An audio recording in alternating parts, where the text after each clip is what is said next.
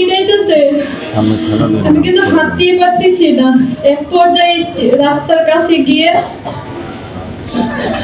দেখি আমার বোনকে নির্মম ভাবে ঘুমাইতেছে রাস্তার মধ্যে।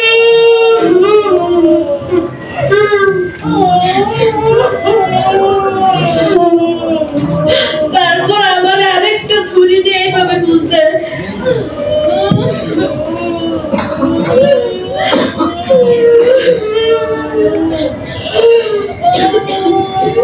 আমি কিচ্ছু করতে পারি না, আমার বেবিতে একটা সোজা সরে আমি বাঁচাতে পারি না, আমি নিজেই তো বাঁচতে পারি না। আপনারা হয়তো গণমাধ্যমে বিভিন্ন ইয়াতে দেখছেন আমি একটি পানির হাল পার হয়েছি। যখন আমাকে এখানে লাস্ট বুকটা দেওয়া হয় আমি খালের মধ্যে উল্টে পড়ে যাই। পানিতে পড়ে যাওয়ার পর আমার একটি প্রশ্ন আসছে, আমাকে যেভাবে হোক বাঁচতে হবে। পুরা খালের পানি রক্ত লাল হয়ে গেছে। আমি আমার পর্যাপ্ত পরিমাণ শক্তি অর্জন করে আমি হালটা পার হই। পার হয়ে আমি একটা উঁচু ক্ষেতের মধ্যে গিয়ে শুয়ে যাই। চিন্তা করলাম ওরা তো আমাকে খুঁজে বের করে ফেলবে, কারণ ওই পাশ থেকে শব্দ আসতেছে, সবাই জিজ্ঞেস তাই সামনে আছে। আজকে একটা নতুন বিল্ডিং নির্মাণ হচ্ছে ওইখানে অপর সাইড জমির মাঝখানে।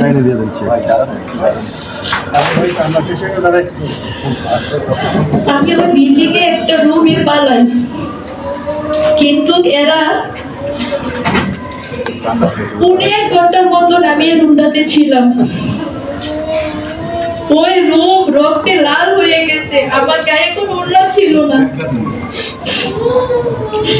আমি আমার জামার সামনের পাট দিয়ে এইভাবে একবার ধরি, পিছনের পাট দিয়ে ওইভাবে ধরি, কোনোভাবে রক্ত বন্ধ হচ্ছে না। আমি চিন্তা করলাম আমি যদি এখান থেকে বের হই তবে সন্ধ্যার পরে বের হবো।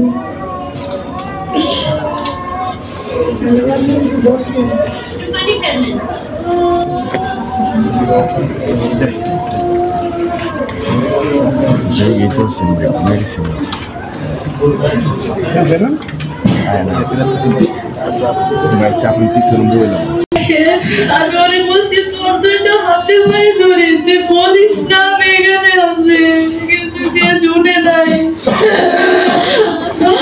এই সন্ত্রাসীরা সবাই আমার কাছে চায়, কারণ আমার ফ্যামিলি 3 জন সদস্য মারা গেছে। আমাকেও বাঁচতে দিবে না। দরজাটা ছিল আরে ফেলে, এই দরজা ভেঙে আমাকে কুকুরের মতন হেসড়ে টাইটে নিয়ে, আমি এমনি তো মারাত্মক ভাবে আহত। আমাকে আবার বাঁশ দিয়ে বাইরে আবার একটা কূপ দেয়।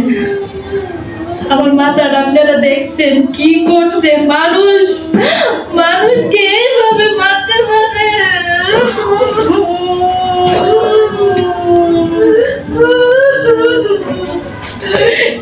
কি এমন অপরাধ ছিল আমাদের, আমার জানা নেই।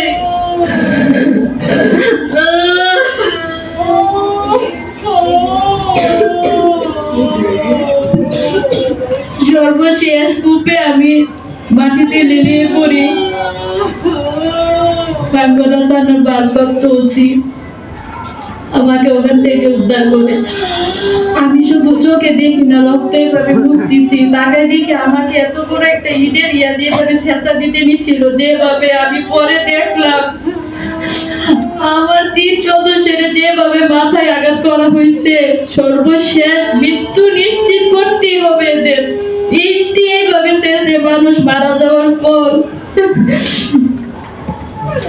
আপনারা দেখেন আমার ফ্যামিলির সবাইকে শুধু মাথায় আঘাত করা হয়েছে, মাথায় একদম শেষে ফেলা হয়েছে। তাদের একটাই প্ল্যান ছিল, তারা মৃত্যু নিশ্চিত করবে, সবাইকে শুধু মাথায় আঘাত করবে। আমার ভাইয়ের মাথায় যখন কুড়াল দিয়ে কোপ দেয়, আপনারা কি কেউ সহ্য করবেন যে চোখের সামনে প্রিয়জনকে এভাবে মারতেছে? চুপ থাকতে আমি শুধু দুটো চোখ দিয়ে দেখছি, আমার কিচ্ছু করা ছিল না, আমি কিচ্ছু করতে পারি না। আমার মা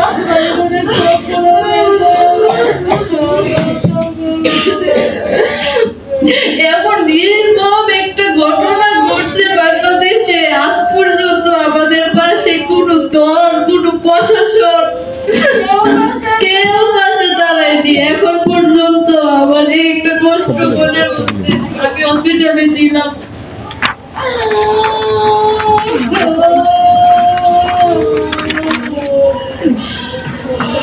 কোন সাংবাদিক গুরুত্ব দিয়ে আপনারা এলাকায় গিয়ে এটা তদন্ত করেননি?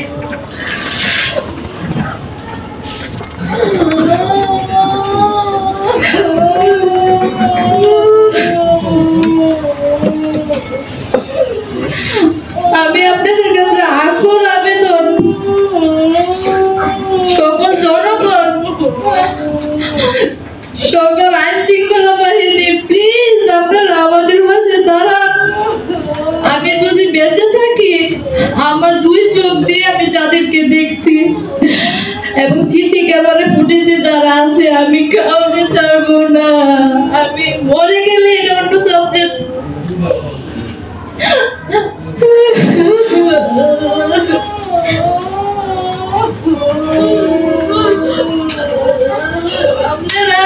আমি কোন দল বিদল নিয়ে কথা বলছি না, আমি যতগুলা কথা বলছি সবগুলা কথা সত্য। আপনারা গোপন ভাবে গিয়ে তথ্য নেন প্লিজ।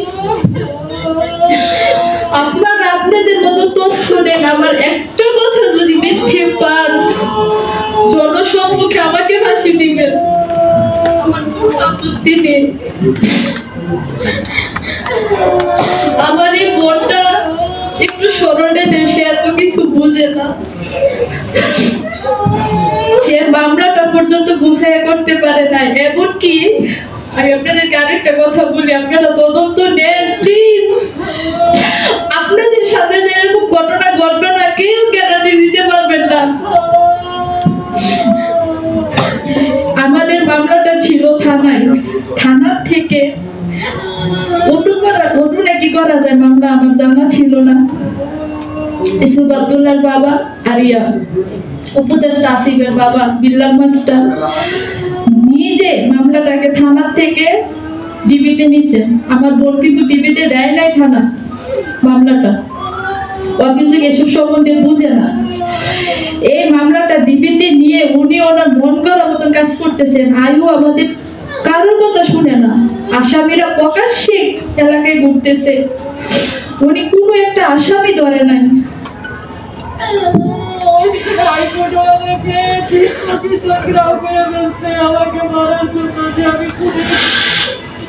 যদি পাওয়া যায় আমাকে সাথে সাথে মেরে ফেলবে। আমি আরো কেউ খুঁজতেছি কিন্তু আয়ু আসে নাই, অনেক কোনো পদক্ষেপ নেয় নাই। তারপর আমি 30টা পদক্ষেপ দিচ্ছি, আমার ফোন উঠে উঠায় না। একজন আসামি কমতে পারে না, উনি শুধু বাহানা দেখায় আমাকে।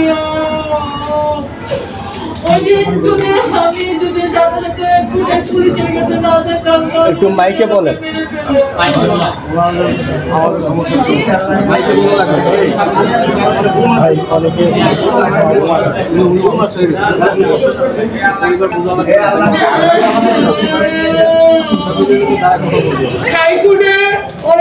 প্রায় জামিন দিতে আসে, আমি যখন জানতে পারি আমি হাইকোর্টে গিয়ে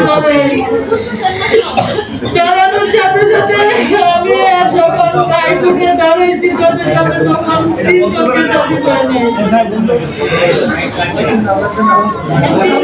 জামিন দেয় না।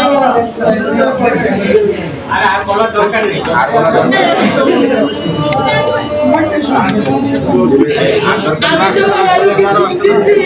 আর